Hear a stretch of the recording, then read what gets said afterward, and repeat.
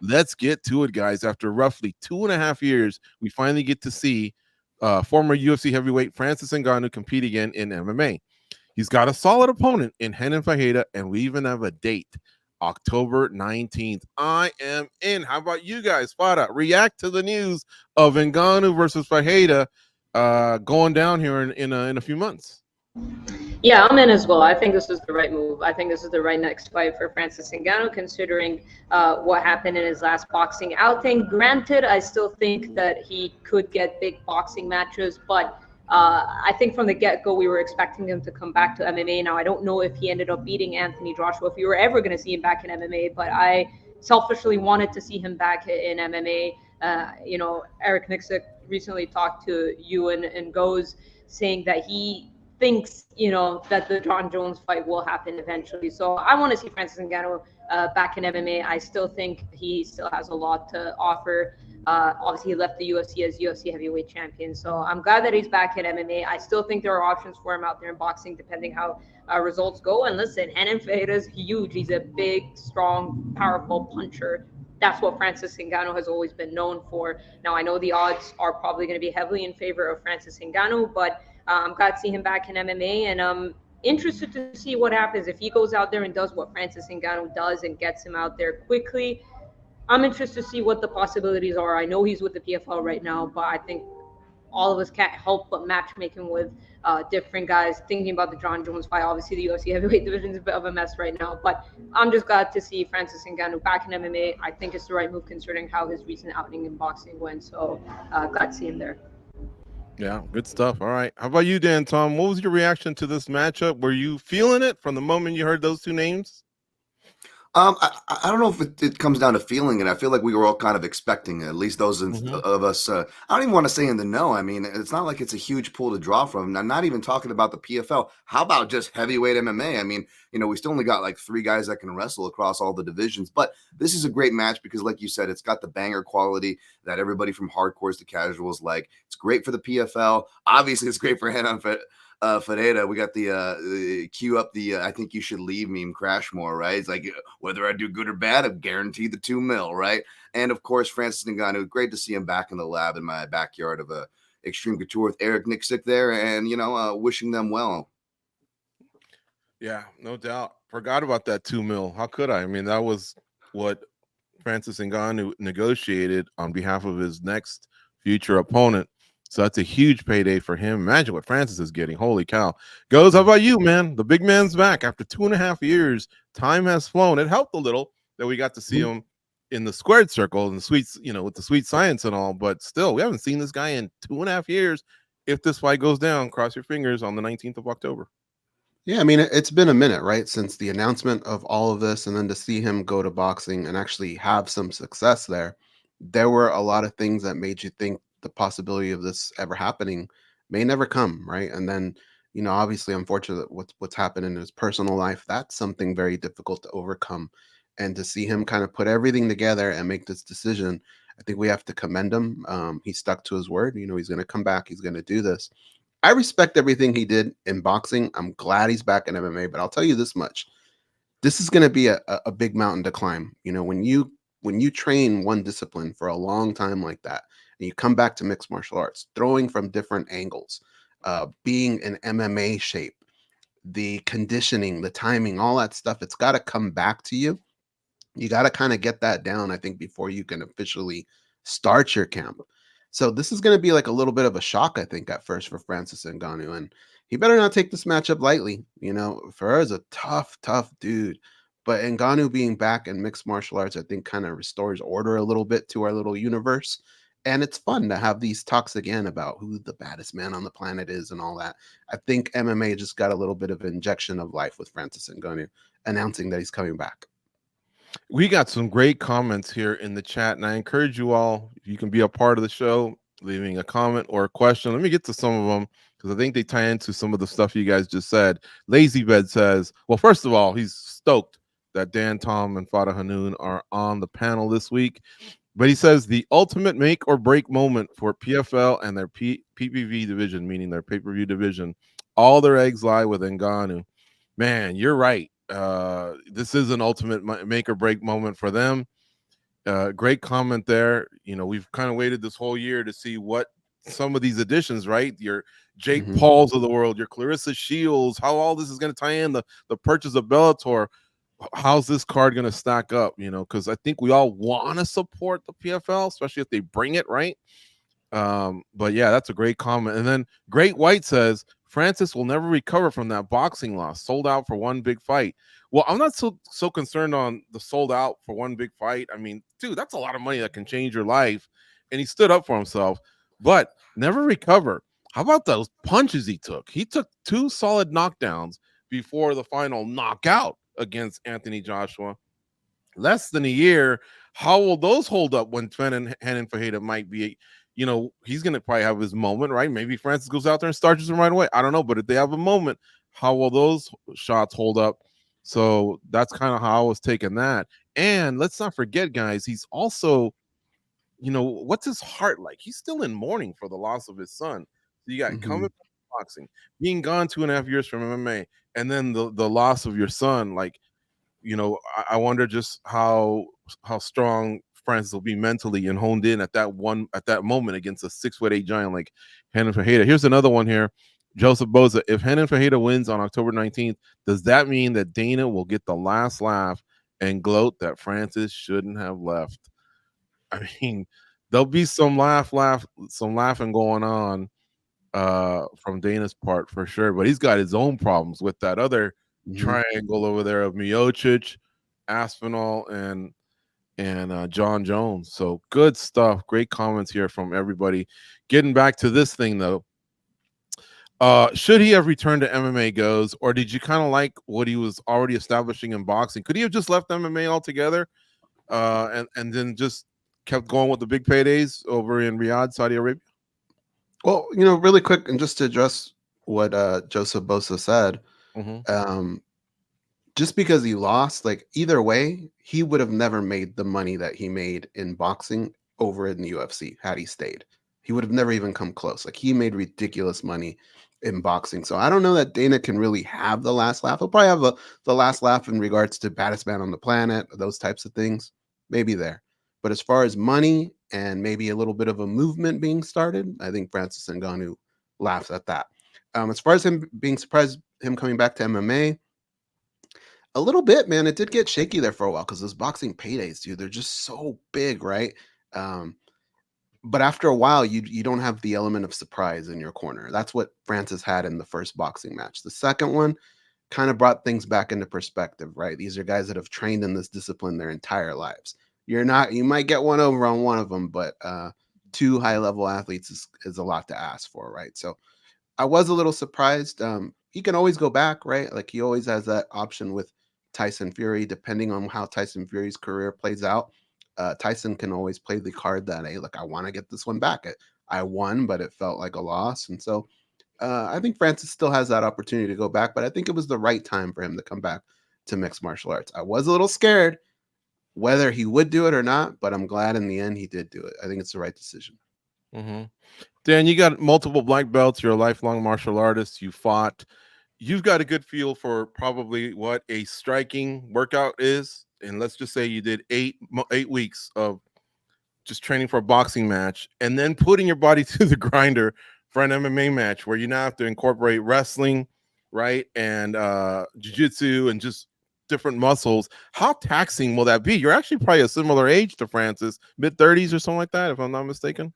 Man, I just made 39. I know I don't look it, but yeah, but Francis, and we'll speak about athletes in general. Obviously, Francis is an outlier, which is something to factor in here, right? I mean, it's him exceeding expectations isn't the craziest thing in the world, although that Tyson Fury fight was crazy. However, it's really the MMA is the arduous stuff. I mean, people in the chat, I think it was Great White. They're not bringing up wrong points. I mean, these are potential life-changing moments. But to George's point, at least he got the potential life-changing money that all these fighters are after or claim to be after, right? So you can't hate on him there. And you also have to keep in mind that that life-changing role, it's a two-way street, right? And I'm not even going to go with the glove size comparisons in MMA, but MMA is just more harder on your body. In answer to George's question for the training, it's harder just for the training. Forget about the fight and, you know, the life-changing moments that could have been in there. You don't think 25 minutes of being gassed out against Stipe Miocic at UFC 220 could have been a potential life-changing moment, but he came back to beat Miocic, capture the title, become, you know, the baddest man on the planet, make these big boxing paydays. So yeah, it could be life-changing, but you know, this is the risk that these fighters know that they're taking. And at least in Francis's case, he's actually, you know, been compensated, unlike most fighters, for taking that risk. But those are fair points.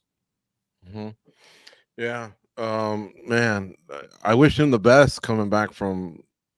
Like I'm not saying it's more cozy in boxing, but that MMA grind in your upper 30s, that's gotta suck those first those first few days. How do you guys think the pay-per-view will do? Fada, what do you think? We're gonna get to Cyborg Santos in a second. We'll discuss her privately or, you know, separately from here. But they have announced Cyborg versus Pacheco and Francis versus Ferreira. That's a nice 1-2 punch. We don't even know what the rest of the card is like. I told Goes yesterday on MMA Junkie Radio, if you're ever going to do Jake Paul in MMA, now's the time. Stack that baby up. We'll all pay for it, but stack it up, right? How do you think this thing's going to do?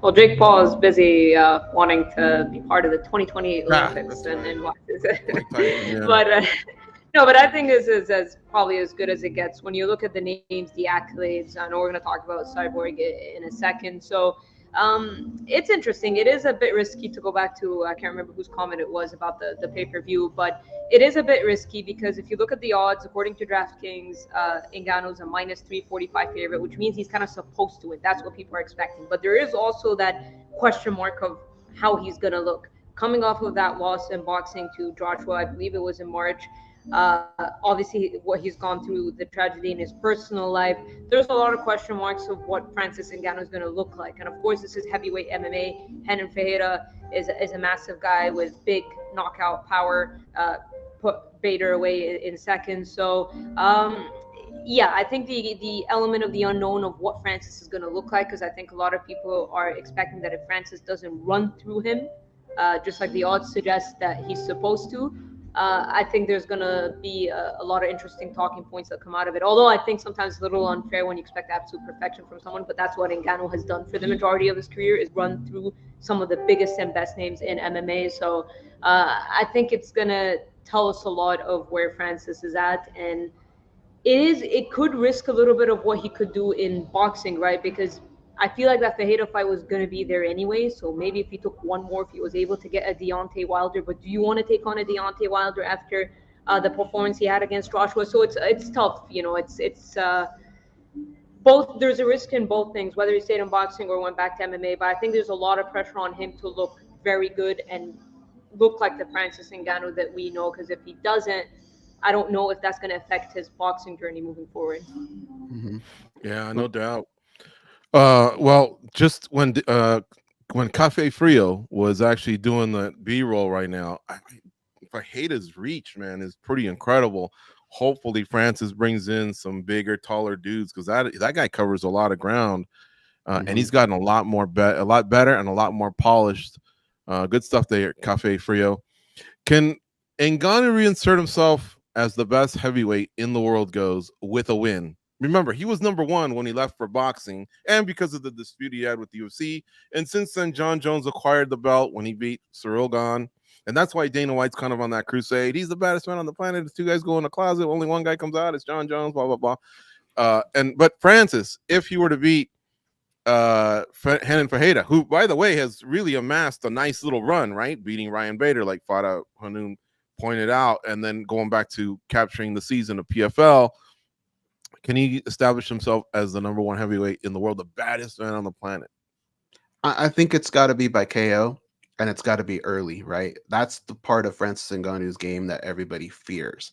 That's what John Jones would be fearing. That's what Tom Aspinall would be fearing. I think if he goes out there and has a 5-round performance, you know, where he kind of dominates, I don't know that that'll do him that well. What we need to do is kind of keep up that mystique that we had before he left, right? Bring us back. What he needs to do something that makes us all say, he's back, right? that sort of feeling. We need to have that. But things are a little different now, George. He's not just battling John Jones, right? That's the name that was thrown out constantly when he left. Now he's battling Tom Aspinall as well.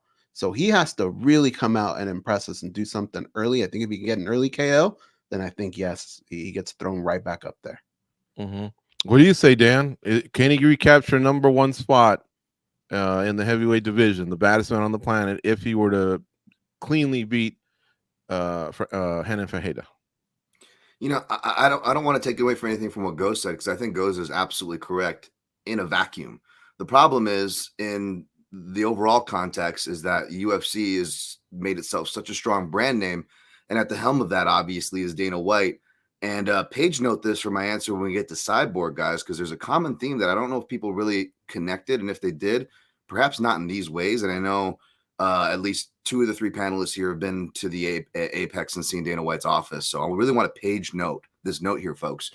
But yes, it's obvious that the narrative that Dana White is running, right? John Jones is the great. He didn't just beat everybody at light heavyweight. He beat Johnny Law. He beat athletic commissions, drug tests. This guy's beat it all. Dana White's going on this whole thing. Like, the sad thing is Francis could get that KO that I agree with Goz, right? That spectacular moment that brings the stock right back up. But Dana's going to try to bring it right back down with his narrative of, how listen, we got Johnny Bones Jones with the rules being he should be undefeated against Matt Hamill. It's going to be all that, folks. So brace yourselves. Matt Hamill, the 12-9, he wants to take away that loss. Yeah. I'm like, okay, hold on a second. What about these the hands on the ground? If they take that away, do we take away Sterling's win over Peter Yan when Peter Yan threw that knee? I mean, you know how many things we'd have to reverse?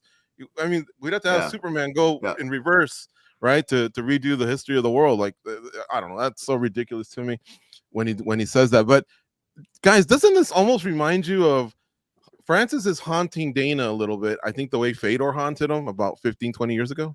Yeah, that's a good call. That's worse. That's good. Yeah, that's right. So if he beats Ferreira, it's this is going to happen in October, and then a few weeks later, Jones fights Miocic, which again doesn't prove much, but he's going to have to build up Miocic as being the greatest heavyweight of all time. Therefore, if John beats him, who knows? And then John might retire. Oh my God, this makes my head want to explode. So this whole time, going back to even what Goz said, could it be that poor Tom Aspinall might be the baddest man out of all of them, but yet he's not involved in anything? Yeah, it's kind of weird because you can almost look at it this way. Like, if you want to know who the best heavyweight is, it's probably a matchup between Tom Aspinall and Francis Ngannou. If you want to know who the best fighter in the world is, that's where I think you can start to insert John Jones because of what he's done in his career. But what he's done at heavyweight really hasn't been that much. So there are kind of like a lot of different scenarios and a lot of ways of answering this question. But that's what makes MMA so much fun, man. And it's fun that it's a little bit here in PFL, it's a little bit here in the UFC. Dan's right. Dana White's going to get up on his high horse if things don't go Francis Ngannou's way. But you got to read into that, right? But that's what makes the sport fun. This is what we love about it. The fight everyone wants to see, though, to be clear, I think, right, panel? Let's see. In my opinion, the one we all want to see is Jones versus Ngannou, right? Or is Aspinall one of the two parts? Like, if you had Allegiant Stadium and all the money in the world and there was no PFL UFC contracts, out of Miocic, Jones, Aspinall, Ferreira, and Francis Ngannou, which two would you say those are the two I want to see? Because I think those are the two that dispute who the baddest man on the planet is. What do you think, Fada? Which two would you choose? I'd say Jones and Ngannou. I just think that's definitely going to be the biggest fight out of these 4 names, and that's no disrespect to us. I know Aspinall looked absolutely spectacular, and skill for skill, a lot of people believe that he's the best, but just based off of like Jones holding the UFC heavyweight title, I do agree with Goz that he hasn't really done his body of work at heavyweight. You can't compare it to Miocic's or Ngannou's or even Aspinall's, but he is the UFC heavyweight champion, and I think a fight against Ngannou would be extremely compelling, would be the highest selling one out of all of them, and I think it would be the one that intrigues people the most, especially that Jones has never lost minus his disqualification. And then obviously the power that Ngannou carries. So I think that's the fight. I can see an argument for Aspinall in the conversation for sure, but I think that's the biggest fight you can make. You agree, Dan? I agree. I also want to add in the caveat, though, that I also agree with Goz. I think that the best heavyweight fight is Ngannou versus Aspinall. And I'll take it further to say that Aspinall is the heavyweight champion in my mind, much more of a claim than John Jones. That being said, completely with Fada, completely with answering with your question, George, with I think the right answer would be Jones Ngannou. I don't think there's anyone denying that. Goes, what's the biggest fight? I'm gonna mess you up right here. I'm gonna mess up your mind. Jones versus Ngannou at Allegiant Stadium, or Jones versus Aspinall at Wembley Stadium? Holy crap. Man, it might be Aspinall and Jones and Wembley. That Wembley Stadium can get crazy, dude. The way the fans, it might be that. And they get behind their guy. You know what I'm saying? Like that's God, it just bums me out. What's the better fight, guys? Jones versus Miocic or Ferreira versus Ngannou? There is a claim that I think I'm more excited about the PFL one. How about you guys? Same. I'll side with that, George. At least it kind of proves something, right? The other one doesn't necessarily prove anything for me. Yeah, I mean, I just feel like this whole thing has been messed up from the beginning of just not being able to come to some sort of terms with Ngannou. I think Ngannou could have fought Fury with the UFC's backing the way they did McGregor, and it could have been huge for the UFC. They would have made some money, but Ngannou would have made all this money, and then he would have returned a lot sooner and not gotten KO'd by Anthony Joshua. Fada, it looked like you wanted to chime in. Yeah, I was just gonna say I feel bad for Miocic and the entire build-up. I mean, didn't Tom Aspinall use a Joe Biden reference lately when talking about him? And people are bringing up the video of him limping when he was watching an event. I just feel bad. I'm just very curious to see what Miocic is gonna look like. I think all of that narrative has got me curious to see what Stipe Miocic is gonna look like, because I just feel like everybody's counting him out, and I think that part, just like with that Francis Ngannou, there are question marks of what he's gonna look like. But it's a different kind, because with Ngannou, like I said, he's a minus 345 favorite, so we're expecting him, at least the odds are expecting him to win quite convincingly. But with Miocic, it's the complete opposite. Nobody's giving them a shot, so I'm just curious. I feel like there's a lot of disrespect, and granted, he doesn't do crazy amount of media to try to make us think otherwise. So I'm just curious to see, if the fight happens, what he's going to look like.